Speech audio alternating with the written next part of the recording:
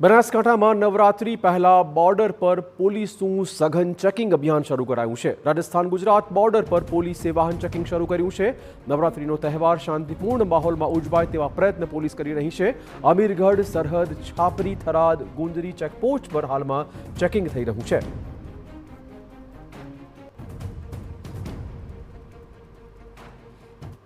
આગામી નવરાત્રિના તહેવારો આવી રહ્યા છે એટલે ગુજરાત અને રાજસ્થાનની જે બોર્ડરો છે તેના પર પોલીસનું સઘન ચેકિંગ છે।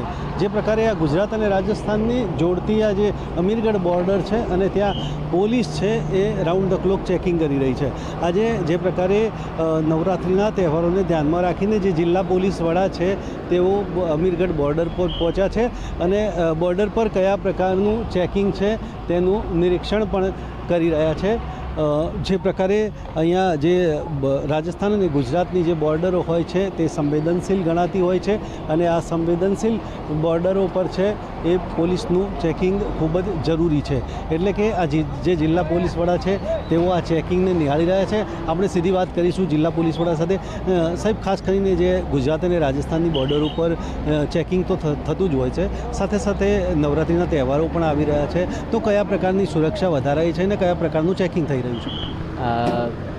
બનાસકાંઠા જિલ્લામાં અમીરગઢ ખાતે રાજસ્થાન અને ગુજરાતના વચ્ચેની બોર્ડર આવે છે, તો રેગ્યુલર ચેકિંગ તો થતી જ હોય છે, જેમાં પ્રોહિબિશન, નાર્કોટિક્સ અને અન્ય જે ગુનેગારી તત્વો છે તેના માટે આ ચેકિંગ થાય છે। અત્યારે જે નવરાત્રિનો ઉત્સવ આવનાર દિવસોમાં તે ધ્યાને રાખીને કોઈ ગુનેગારી પ્રવૃત્તિ ના થાય અને કોઈ પણ પ્રકારનું કાયદાનું ઉલ્લંઘન ના થાય તે મુજબની ચેકિંગ અત્યારે તમામ ચેકપોસ્ટ ઉપર શરૂ છે। તેમાંથી એક ચેકપોસ્ટ અમીરગઢ ચેકપોસ્ટ છે, જેની વિઝિટ અત્યારે છે અને આવનાર દિવસોમાં પણ રેગ્યુલર ચેકિંગ આમાં શરૂ રહે છે।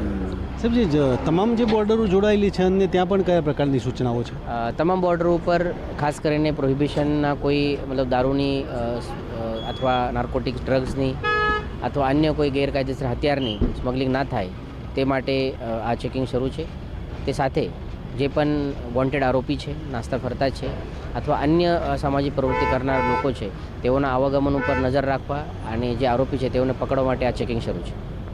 તો બોર્ડર ઉપર રાઉન્ડ ધ ક્લોક ચેકિંગ તો હોય છે, પરંતુ આગામી નવરાત્રિના તહેવારને ધ્યાને રાખી અને જે પ્રકારે રાજસ્થાન અને ગુજરાતને જોડતી બોર્ડર ઉપર સઘન જે ચેકિંગ અને કડક સુરક્ષા વ્યવસ્થા પણ બનાવાઈ છે અને જેનું જિલ્લા પોલીસ વડાએ જાતે નિરીક્ષણ પણ કર્યું છે। અતુલ ત્રિવેદી, TV9 બનાસકાંઠા।